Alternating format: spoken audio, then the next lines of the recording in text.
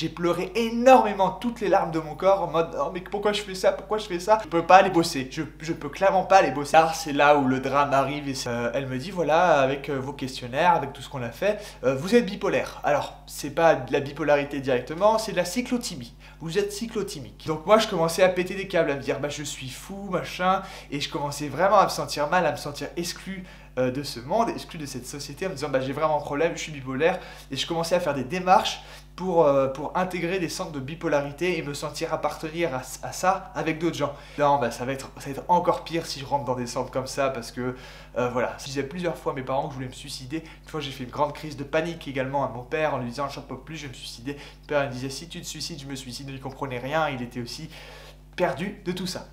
On a juste décelé que j'avais un kyste gros comme ça, à peu près, hein, je pense, d'aura 9 mm, plus comme ça, dans le cerveau.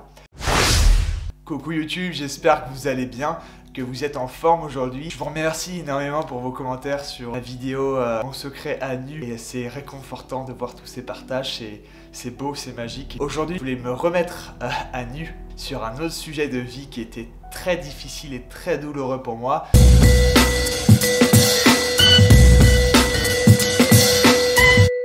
En 2017, j'ai commencé un nouveau job et dans cette entreprise-là, c'était full exécution.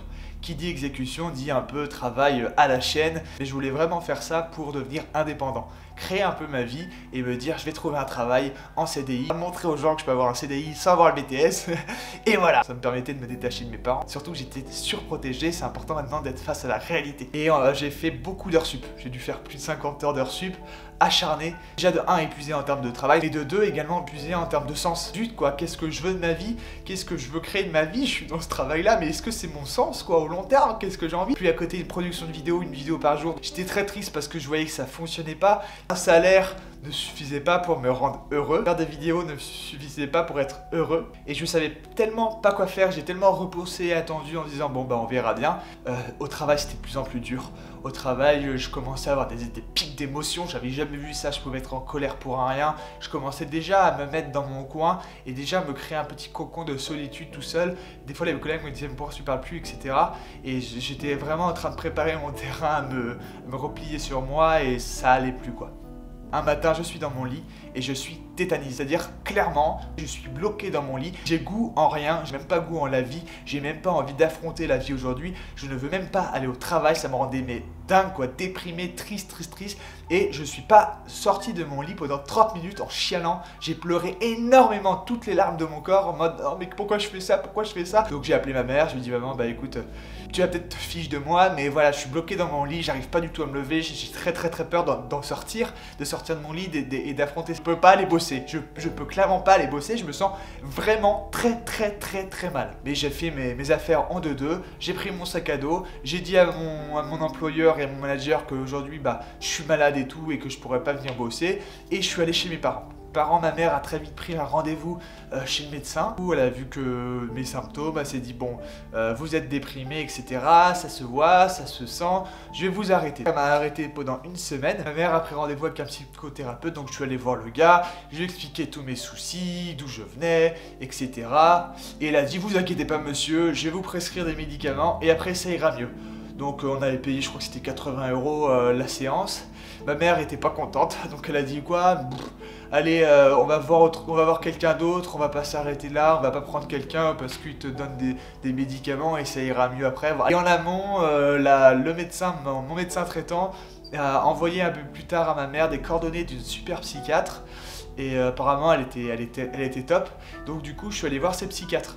Elle me dit voilà avec vos questionnaires, avec tout ce qu'on a fait, vous êtes bipolaire. Alors c'est pas de la bipolarité directement, c'est de la cyclothymie. Vous êtes cyclothymique. Elle a mis des mots sur une difficulté, elle a mis des mots sur un mal-être, elle a mis des mots sur des ressentis à l'intérieur de moi qui étaient atroce et difficile, donc je me dis trop bien, il y a de l'espoir, elle a décelé la maladie, je comprends mieux mes problèmes, nanana. J'avais des grandes pensées suicidaires et que je pouvais aller très haut est très bas, et bah, la psychiatre a décidé de me donner ces médicaments qui vont permettre d'atténuer et pas accéder à ces grands traumatismes, à ces grandes tristesses ou ces grandes joies excessives. Les rendez-vous avancent, mon père vient avec ma mère en disant ils y vont ensemble, on va parler avec la psychiatre et il dit bah je suis pas d'accord avec vous, je comprends pas pourquoi vous lui donnez ces médicaments là, ça va atténuer sa créativité, ça reste quand même une personne qui a des émotions, il faut pas lui en couper, il faut pas couper tout ça. Donc il était vraiment énervé contre la... Donc moi je commençais à péter des câbles, à me dire bah je suis fou, machin,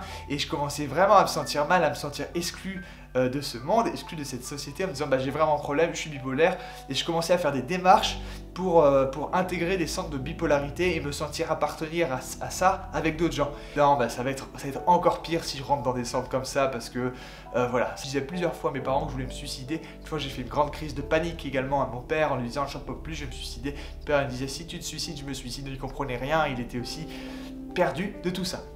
Donc c'est une grande période très difficile. Je vais voir 2 ostéopathes quand je pars dans le sud à Cannes et je vais voir une énergéticienne aussi. Finalement j'en arrive à un jour où je me dis j'en peux plus de ce psychiatre. Et à la dernière séance, elle dit vous avez pris vos médicaments. Donc je viens, je dis non, je prends plus mes médicaments, j'en veux plus machin, parce que mon père m'avait dit les prends pas machin. Et je me suis dit c'est vrai, il a raison. Je commençais à prendre conscience que ça me convenait pas et que j'étais pas d'accord avec cette case. Et finalement le rendez-vous se termine, on le programme à la semaine prochaine. Sauf que la semaine prochaine, je ne vais pas au rendez-vous et je lui dis pas. Je me retrouve avec les médicaments encore un petit peu, mais plus ou moins atténués, que j'ai commencé à reprendre.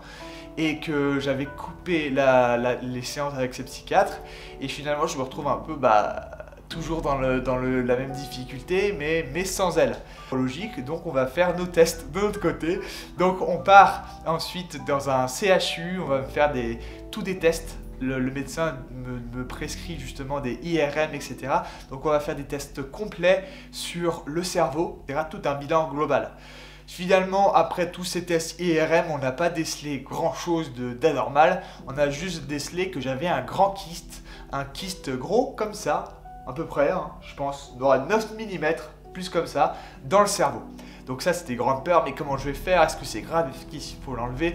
Finalement, plus de peur que de mal, parce que c'est un kyste qui s'est développé depuis toujours, mon cerveau s'est développé avec ce kyste, donc il n'y avait aucun problème, et ça aurait été pire de l'enlever que de le garder. Et un peu plus tard, du coup, la femme de mon frère me transmet à moi, du coup, des coordonnées pour voir une psychothérapeute. Donc là, c'est pas une psychiatre, si vous voulez, elle n'est pas spécialisée sur la partie... médicamenteuse, elle n'a pas ce pôle-là directement. Elle est psychiatre et psychothérapeute, mais la thérapie, c'est comme de la psychologie, mais c'est des travaux plus profonds avant de donner un diagnostic directement. C'est un chemin thérapeutique qui a duré 2 ans, finalement. Et c'était genre incroyable dans le sens où cette psychothérapeute s'est dit waouh, mais ces médicaments ça ne correspond pas. Déjà de 1 il n'est pas bipolaire, il n'est pas cyclotimique, de 2 il n'a pas besoin de ces médicaments. Donc vu qu'elle avait la casquette psychiatre, elle a pu m'aider. Elle a dit il n'y a pas de problème, elle m'a aidé à arrêter petit à petit, comme il fallait, ces médicaments là qui m'atténuaient mes émotions. Et en amont du coup on a retravaillé sur toute la relation avec ma mère, ma famille, les femmes, moi-même, et on a creusé sur plein de sujets dans lequel j'ai pu reprendre confiance en moi, j'ai pu un peu voilà, me rebooster, me requinquer, de recréer un espace dans lequel je pouvais être juste écouté, parce que c'est ça que j'avais besoin, d'être écouté, d'être soutenu. Waouh, ça m'a fait un bien fou. J'étais super heureux que mon frère et sa femme me transmettent les coordonnées de cette psychothérapeute, et c'était une expérience vraiment très formatrice qui m'a permis de travailler sur plein de sujets. Donc j'ai fait un burn-out, ça a duré 3 mois, et c'est comme ça que mon auto-entreprise a vu le jour. Merci de m'avoir écouté, c'est un bonheur d'être humain, de m'exprimer face à vous, d'envoyer dans l'histoire avec vous. C'est important je trouve, et n'hésitez pas à transmettre votre histoire, à partager dans les commentaires. Sur ce, je vous envoie énormément d'amour, de bonheur, de joie, et on essaye de vivre au mieux cette vie quoi, hein. Voilà.